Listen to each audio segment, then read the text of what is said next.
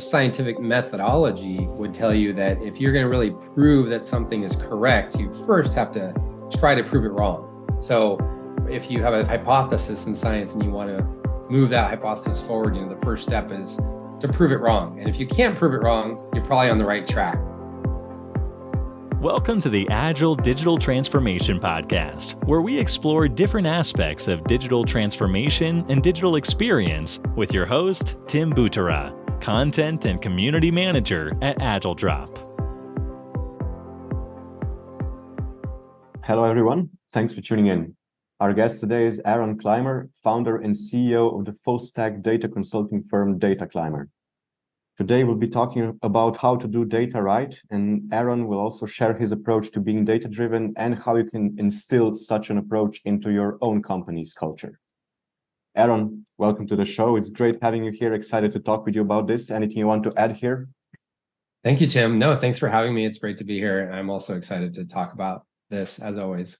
Awesome. And from what I understood during our initial conversations, we were kind of deciding on the topic. You have a pretty unique background and hence a pretty unique approach to being data-driven. And I'd like to start off with you telling us a little bit more about this, about what kind of advantages, what kind of peculiarities you've seen following your particular approach. Oh, well, yeah, I think maybe half the story is some of the technology that's come along in the last 5+ years here. And half of it is just, I think, methodology around how to, how people can really access data in a self-service way. I always think that's the key to really making a difference with data, is having a lot of people have access to the data they should have access to for their job, and being able to access it, self-service anytime and answer most of their questions by themselves, so they can quickly move on to the next thing and have ideas generate quickly and get answers quickly. That's how a lot of people can impact a business all at once with data. What about the part about you frequently wanting to prove yourself wrong and kind of using data for that? How that sounds really interesting to me, because typically, we use data because we kind of want something that one of our hypotheses or one of our theories to be proven right. So what's the deal with trying to prove yourself wrong? Yeah, that's true. Very good point. And most people, of course, are going to try to prove themselves right. That idea comes really from the scientific method. I started out my career in science, really. Mm-hmm. So I have 2 degrees in science before I really got more into high tech and data. And the scientific methodology would tell you that if you're going to really prove that something is correct, you first have to try to prove it wrong. So if you have a hypothesis in science and you want to move that hypothesis forward, the first step is to prove it wrong. And if you can't prove it wrong, you're probably on the right track, and then the question is, can other people prove it wrong? And if they can't prove it wrong, then maybe it becomes more of a theory and more of a working truth. So I think that if you can apply that to business, and it's very difficult, right? It takes a lot of self-control and rigor, and really try not to be biased if you can. And if you have an idea about why something's happening and you have some data you think might explain it, try to prove it wrong. Try to show how the data would show the opposite, or show nothing at all. And if you can do that, then maybe you got to keep investigating. But if all the data does point to some outcome you're looking at, then maybe that's true. Because it's I think data is still very hard to interpret sometimes, and there's a lot of you can prove anything with statistics, as they say. So it's worth trying to think differently about that. And it's a win-win, right? Because if you prove yourself wrong, then you save precious time and resources and everything else that you would have otherwise invested in a wrong solution. But if all of your efforts to try to prove yourself wrong turn out to actually solidify your initial hypotheses, then that makes it even more kind of foolproof in a way. Yeah, that's a great point. Yeah, people waste a lot of time going down the wrong path because they think they have it right. And if at the end of the day, if you don't see a result from whatever action you want to come up with based on your analysis, it's a big waste of time, energy, and a lot of money usually. So this is one of the main negative consequences of not doing data right. What are some other ones here? Well, I think that not only can it be a waste of time, but again, it can be very costly. If you go down the wrong path, you can lose a competitive advantage in your industry. You can waste a lot of time not gaining more market share. You can lose a bunch of customers, and on and on. I mean, you can really destroy a lot of value at a company if you're really chasing the wrong thing. So it's actually really important to try to get it right as fast as you can. And how can you, like specifically, how can you instill this data-driven mindset that we spoke about initially into the culture of your company and also help your team become, and I really like the phrase that we used here, how can you help your team become data heroes? Yeah, it's very difficult. The status quo and is hard to change a lot of times, and people have momentum going a certain direction. So behavior change is the hardest thing you can do. I mean, imagine changing any habit you have that you don't like. Trying to form a new habit is really hard. It takes a lot of effort, a lot of repetition, a lot of just daily practice, if you will. So it's the same with data.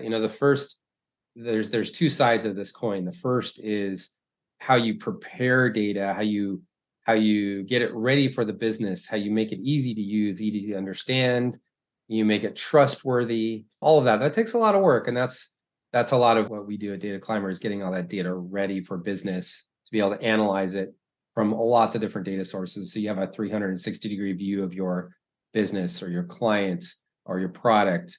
And then the other side of the coin is then getting the business data ready, right? So how do you get the business ready to use the data? And that's often the harder part, because that involves more human beings. So that's more of the behavior change I'm talking about. The beautiful thing is, there's a couple things I'd say about that. One is, regardless of the tools, technology, the systems, and the data, there's lots of ways to interject data into your daily business processes. And again, it's more about habit breaking, right? Or habit making in this case.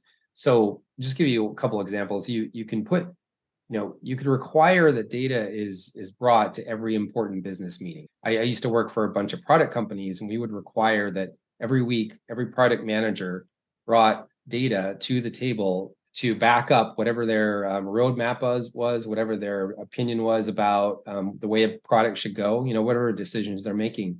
But they had to show data to be able to move the product forward. So it just became part of the business process. And you can do that in a lot of ways. You can just require data as part of lots of meetings in the company. And so, putting data into everybody's business process, and it doesn't matter whether you could be in sales, marketing, product. I have a quick story about PR. I once gave a data set to a couple PR folks, and they were able to come up with stories every couple days they could publish as a press release, self-service, without having to ask anybody else in the company, for the content for their story, because the data told the stories they were trying to tell. So putting that in your process. And then the other thing is, back to the technology for a minute, this is like become night and day more easy to do more recently. In the last 5 years, I'd say there's this proliferation of what we call modern cloud stack data tools, or modern business intelligence tools. Most end users really just see the user interface, the piece that integrates or interfaces with the data. And there's a lot of popular tools out there that people might be familiar with, like Tableau or Looker or Sigma Computing. Even Power BI is becoming very popular in a Microsoft crowd. But all those tools, they've come so far in the sense that it's very, very much easier to use. They often will query live the data in your data warehouse, so you're getting up to the date data, and you can query it at detail, right? You're not stuck with just these high level aggregations. If you're looking at let's say a monthly sales report, you can drill and get down to every single transaction, in that underneath the report really easily. So the technology has become so much easier to use that people can become data heroes in their company, and they don't have to be technical, is kind of the point, because they can take these tools that are so easy to use and push them really far across the company without having to know data engineering or SQL or really anything else technical, which is the beauty of it all. So the cloud is really a major player here because of all the abundance of data and everything. So what are the specifics, the benefits of storing your data in the cloud? You already started talking about this, and I'm also interested in if there are like particular use cases where this is like really a must versus just a nice to have. What's the deal here? I always think it's a must because I do think this is a competitive advantage that every organization will have with their data. There's always ways to get a lot of value out of your data. Sometimes you monetize your data directly as well. So that's really obvious, but other ways it just influences all your strategic thinking when you do it right. And so yes, the cloud is just a de facto requirement now. The cloud has solved, not the cloud itself, but all of these tools that are cloud, native have solved 90% of all of the headaches of this whole space. So data warehousing for 30 years was really hard because the performance was just not there. Even 10 years ago, you just couldn't give people access to the real low grain data, the detailed data. It just wouldn't perform. All the queries would bog down the system if you had everybody in the company, querying this data all the time. Whereas today, you can. So you can give 500 people, 1,000 people, 10,000 people access to the same data, and there will not be any performance issues because in the cloud, the performance scales indefinitely.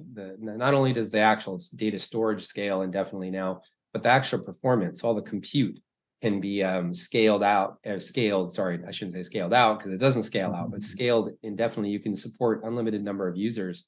And you just can never do that with on-premise solutions that you always ran out of resources.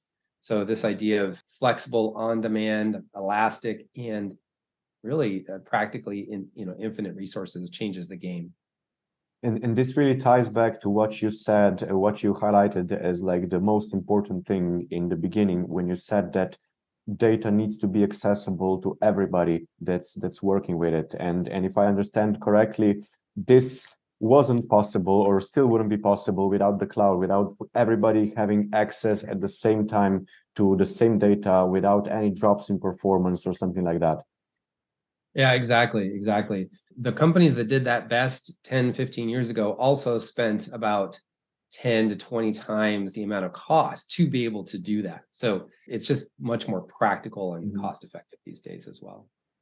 And also, you mentioned before that you need to find good ways to kind of include these data to kind of, it's not just about making it accessible to everybody, but in what kind of way you make it accessible to everybody, right? And here we need to talk a little bit about data visualization. And I'm guessing that a lot of advancements have been kind of going on in this space as well recently. Yeah, those tools I mentioned before just make it so much easier now to create a story with the data through visualization. I always have to kind of go back to also just the basics of understanding when we talk about data. What I'm talking about is having all of the data that you need to see your business in one place in a data warehouse specifically. That's just the best practice. Usually companies these days are running themselves on 20, 30, 50 SaaS applications sometimes. There's so many different solutions out there that companies are running on. You have your CRM, you have your marketing automation tools, you have social, advertising, social apps, you've got, on and on and on, financial, lots of different sales tools as well. So all those things have different data in them about your customers and your products. You can't see it all if you go to those individual tools. You have to centralize that data in a data warehouse. Then you can see it all in one place. And once it's been modeled and transformed correctly, so it's easy to use and easy to tie it all together, then you can make some really powerful visualizations and really tell a story quickly. And that's again, it's usually the power of having data side by side. It's really hard to measure. It's so powerful. So just an example, often if you're trying to look at let's say you're looking at a bunch of clients and you're looking at three different parameters about those clients, and those three different parameters come from three different systems, you often would never be able to put those side by side because it would just take too long. It would take you all day to put together one graph, with these three numbers trended, let's say. But if they're together in a data warehouse, you can do it in 10 minutes in a nice visual tool, and it might reveal a whole story, that you didn't know was there. And also, you mentioned earlier on that one of the main characteristics of data is that it's really inherently hard to interpret. And visualization is like the kind of main way of interpreting it.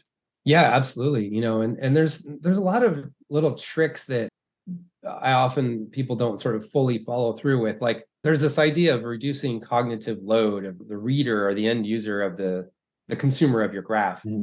So for instance, if you're showing two trend lines, but what really matters is the difference between those trend lines, because that's really what's important, because it's a difference of positive or negative. You should calculate that difference and trend the difference, right? So that, because that's what people are doing in their head. They're calculating, oh, what's the difference between those two things, you know? And so making things really easy for the end user to just see exactly what they're trying to see can make all the difference in the world. And it's just one extra step or two often when you're developing a nice visualization. That makes a lot of sense. Yeah.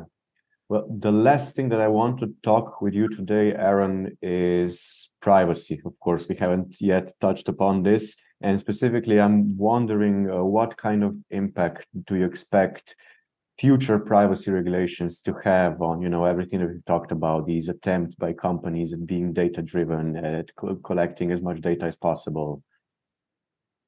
Yeah, that's going to be very, very interesting over the next few years. It's always been tough to, there's so many different contexts for this, but let's take marketing, for instance. It's always been really a challenge to identify prospects in your marketing funnel before they've revealed themselves to you, right? Before they've signed up and giving you their contact information. And that's tightening down quite a bit, right? So what do you do? Well, I think because the patterns are always what matters more usually than the individual, I think we're still going to get plenty of information about patterns, buying patterns, engagement patterns with your company.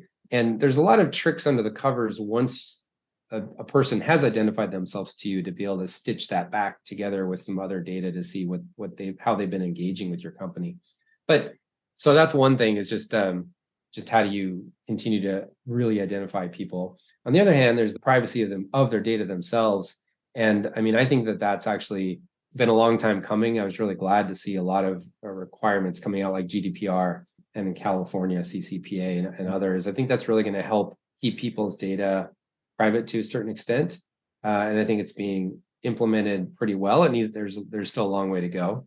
But I think it's going to help people trust these systems more and maybe engage more with companies, which will be a good thing.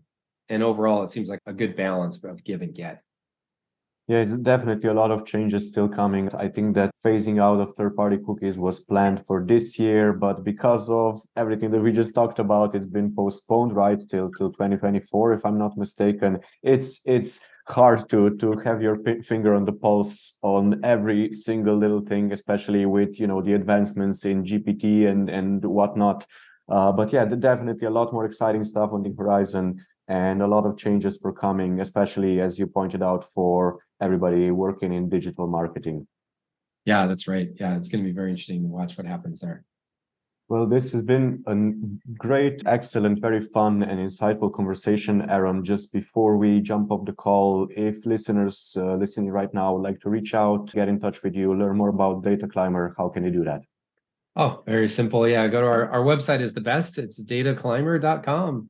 And Clymer is spelled Clymer. That's my last name, so it's a play on that, and it works well. So yeah, dataclymer.com, and there's ways to contact us there. I love the wordplay, by the way. Thank you. Yeah.